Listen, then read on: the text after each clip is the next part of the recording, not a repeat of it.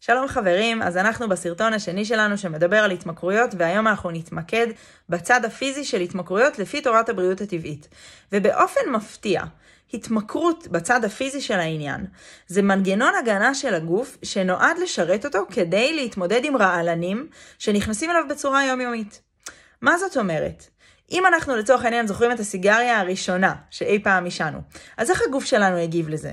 כנראה בשיעול חזק, במועקה פיזית, אפילו בבחילה.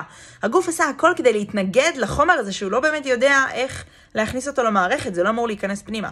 אותו דבר אפשר לראות עם ילדים לצורך העניין אחרי יום הולדת או מסיבה בגן, שהם צורכים כמות מאוד גבוהה של סוכר, ואז הרבה פעמים יהיה להם קשה להירדם, והם יהיו בהיסטריה, וגם הגוף באטרף, והתגובה הזאת זאת בעצם התנגדות של המערכת לרעלן שלא אמור להיכנס לגוף.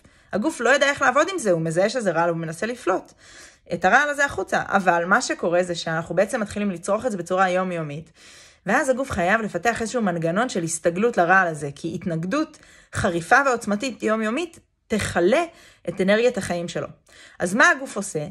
במקום להתנגד בעוצמה, הוא מתחיל להתמכר, וככה הוא בעצם חוסך אנרגיית חיים על מנת לשרוד.